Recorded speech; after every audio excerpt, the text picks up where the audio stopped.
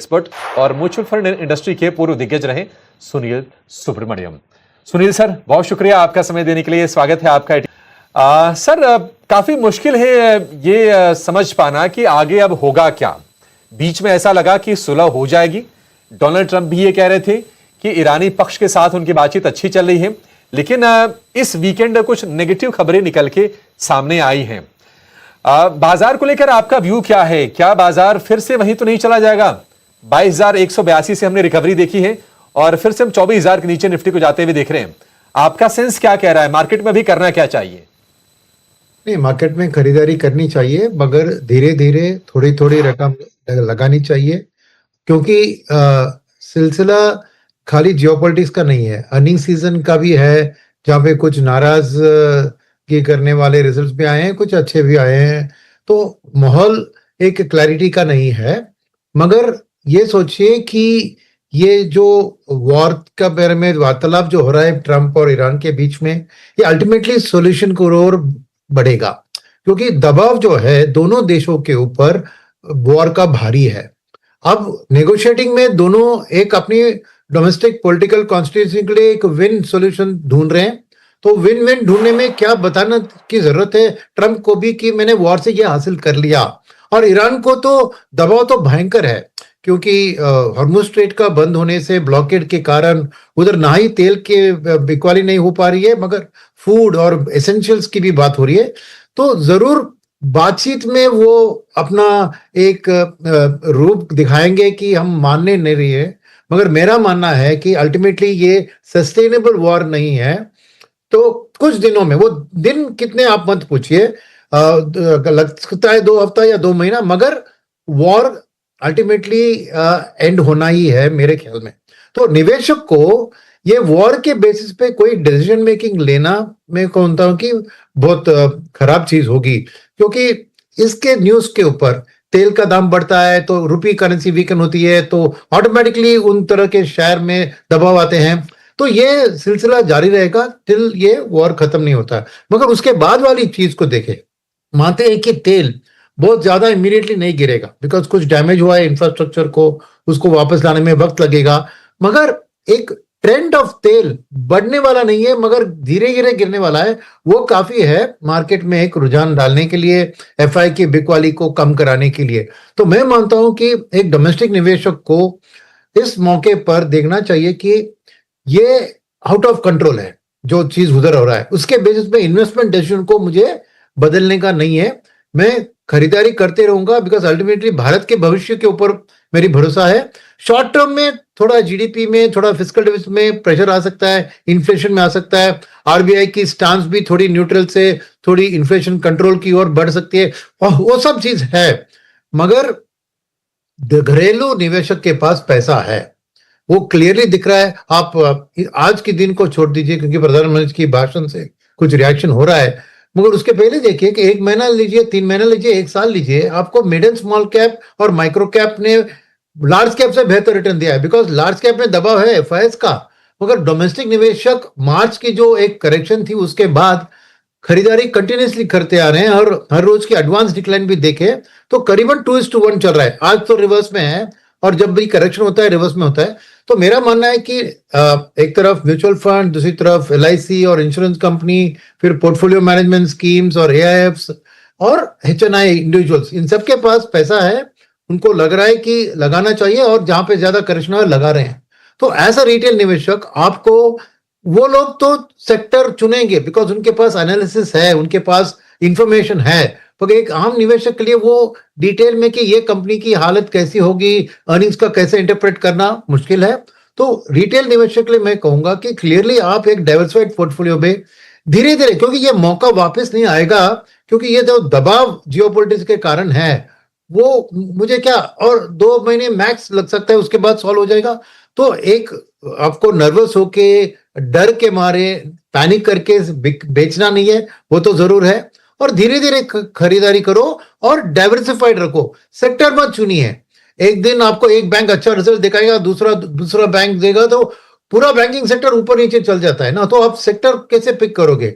एक टाइटन ने अच्छा रिजल्ट दिया तो कंजम्पशन बढ़ गई, एक एसबीआई ने खराब तो ये चीज अब अर्निंग सीजन तो और 2 हफ्ते लगेंगे पूरी क्लैरिटी आने में। जब तक आप सेक्टर एलोकेशन डिसाइड मत कीजिए, फंड मैनेजर के हाथ में छोड़ दीजिए उसको, और आप डाइवर्सिफाइड तरीके से मगर धीरे धीरे कुछ ना कुछ आप खरीदते रहिए, यही मेरी सलाह होगी। क्योंकि ये करेक्शन जो है असलियत से मेरा मानना है कि यस, जीडीपी में शायद आधा % का गिरावट आ सकता है, शायद इस साल के फिस्कल डेफिसिट मीट करना थोड़ा मुश्किल होगा, थोड़ा लीवे होगा। गवर्नमेंट भी अपनी तरफ से पेट्रोल का दाम तो बढ़ाएगी लगता है, बिकॉज प्रधानमंत्री के भाषण से लग रहा है कि उस ओर जा रहे हैं, और आज का मार्केट का रिएक्शन भी शायद उसका भी एक पार्ट है। मगर ओवरऑल सिचुएशन इंडिया का इतना खराब नहीं है जितना कि आज दिख रहा है from a oil price scenario. तो एक थोड़ी फ्यूचर की सोचें, और मैं कहूंगा कि टिके रहें मार्केट में, और ब्रॉड बेस्ड एक खरीदारी करें, और लार्ज मिड स्मॉल तीनों में आप खरीदारी करें। नहीं, ये सही है कि पैनिक सेलिंग नहीं करनी है, बाजार में टिके रहिए। और अगर आप लंबी अवधि के निवेशक हैं तो निश्चित तौर पर आपके लिए बाइंग की अपॉर्चुनिटी है। देखिए सुनील सर, कुछ कुछ अपील पीएम मोदी ने देशवासियों से की है कि आप गोल्ड बाइंग 1 साल के लिए ना करें, फ्यूल कंजम्पशन को लिमिट करें, थोड़ा सा उसको लेकर सतर्क रहें। साथ ही उन्होंने कहा है कि सोना ना खरीदें, विदेश यात्राएं ना करें अगले 1 साल तक। कैसे देख रहे हैं आप इन अपील को? और ये भी खबरें निकल के आ रही हैं कि तेल कंपनियां, चूंकि घाटा बहुत ज्यादा हो रहा है, अब ये दाम बढ़ाने पर विचार कर रही हैं। तो अगर दाम बढ़ते हैं तो फिर ये इन्फ्लेशन को फ्यूल करेगा। इन्फ्लेशन अगर मान लीजिए अगर बढ़ता है तो फिर हम देखेंगे कि ब्याज दरें बढ़ेंगी। क्या जो नए निवेशक हैं जिनको बाजार में अभी बाइंग के बारे में मन में विचार आ रहे हैं कि खरीदें ना खरीदें, क्या करें, थोड़ा रुक जाएं, 1 क्वार्टर तक डेफर कर दें अपने डिसीजन को, या फिर इन तमाम परिस्थितियों में भी आप कहेंगे कि नहीं, खरीदारी करते रहनी चाहिए? देखिए, नए निवेशक 2 तरीके के हैं। युवा जो है उनकी रिस्क टेकिंग कैपेसिटी ज्यादा है, इसलिए एफ&ओ और रिटेल इक्विटी में उनका पार्टिसिपेशन रहा है, तो उनके पास रिस्क टेकिंग कैपेसिटी है। मगर एक समझिए कि एक मिडिल एज्ड इन्वेस्टर, अभी तक उन्होंने इक्विटी मार्केट को छुआ नहीं, मगर अभी सोच रहा है इस मौके पर, तो वो सावधान रहे। मगर जो एग्रेसिव टाइप के हैं, जो एफ&ओ में खिलवाड़ कर रहे हैं, जो रिटेल इक्विटीज खरीदने की कोशिश कर रहे हैं, उनसे मैं कहूंगा कि आप खरीदते रहिए, मगर एक पोर्टफोलियो में अगर आप शॉर्ट टर्म ट्रेड कर रहे हैं तो एक बुक प्रॉफिट स्टॉप लॉस रख के कीजिए, क्योंकि वॉलेटिलिटी है जारी अनडाउटेडली। मगर आप मीडियम टर्म आउटलुक है आपके पास, तो वही सलाह है कि खरीदारी करें। बिकॉज जब फियर होता है मार्केट में, तभी खरीदने का वक्त आता है। जब सब कह रहे हैं कि सब चंगा सी, तो जब जाके खरीदना, वो तो क्या है, फिर कोई भी खरीद सकता है। That is not where you will make your most money. तो मैं कहूंगा कि ठीक है, प्रधानमंत्री के भाषण से क्या लग रहा है कि क्लियरली देश के ऊपर दबाव है। इतने दिनों से शायद वो असेंबली इलेक्शन के कारण या अपने रिसर्च थे उसके कारण, जो भी है, उन्होंने आम जनता के ऊपर ज्यादा इसका असर फील नहीं होने दिया। यस, मानते हैं कि एलजीपी एलपीजी में थोड़ी मुश्किलात है, मगर पेट्रोल और डीजल के दाम बढ़े गए नहीं गए, और बाहर का जो वॉर चल रहा है उसका इंपैक्ट हमारे देश के देशवासियों के ऊपर बिल्कुल अभी तक नहीं पड़ा है। तो वो सावधान कर रहे हैं इसके बारे में। और गोल्ड की बात यह है कि वो एक अनप्रोडक्टिव एसेट है, तो वो कह रहे हैं कि हम देश के लिए, इंपोर्ट के लिए, ऑयल के लिए हमें पैसा चाहिए, क्योंकि वो इंडस्ट्रियल यूज के लिए energy is the engine of the economy. मगर गोल्ड खरीद के घर में बैठ के लॉकर में ज्वेलरी में डालने से देश के लिए वजन बढ़ता है in terms of trade deficit, fiscal deficit, और जैसे आपने कहा इन्फ्लेशन पे, अल्टीमेटली वो आम जनता के ऊपर ही आके वो असर पड़ेगी। तो इसलिए वो सावधान करें। वो बहुत अच्छी बात है कि एक हाइडलाइन, पर इसके कारण क्या इमीडिएटली तुरंत वो पेट्रोल डीजल को हाइक करने वाले हैं, मार्केट ये समझ रहा है आज, इसलिए रेट सेंसिटिव्स के ऊपर बहुत दबाव है।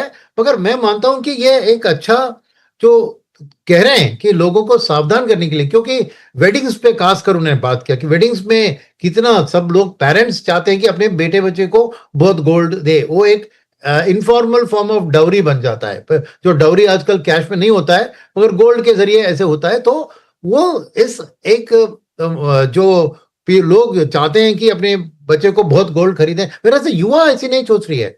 आप एक्चुअली देखिए कि गोल्ड का फिजिकल डिमांड वैल्यू में बढ़ता जा रहा है, बिकॉज गोल्ड की दाम बढ़ गई है, मगर फिजिकल डिमांड ऑफ गोल्ड तो कम होता है, क्योंकि न्यू जनरेशन गोल्ड खरीदते हैं तो 14 कैरेट या 18 कैरेट में फैशन ज्वेलरी खरीदते हैं। वो अपने, जो मेरे उम्र के जो लोग हैं उसके तरह गोल्ड का अक्यूमुलेट नहीं खरीदे रहे हैं। तो ये जो वो कह रहे हैं ना, I think it's a good signal कि देश के लिए ये भारी पड़ रहा है। आप अपनी तरफ से अपना जो कंट्रीब्यूशन करें, put it in a productive asset.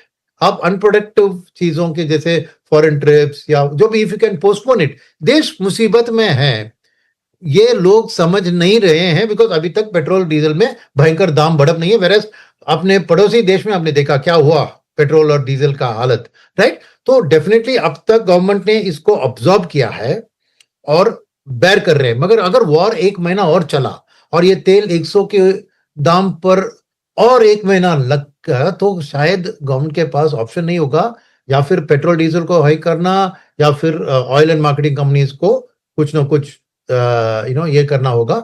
तो इसीलिए ये एक फर्स्ट स्टेप ले रहे हैं। तो मार्केट ने उसे ऑब्वियसली सही पढ़ा नहीं, सही माने उसको पॉजिटिवली पढ़ा नहीं, और इसलिए आज नेगेटिव रिएक्शन है।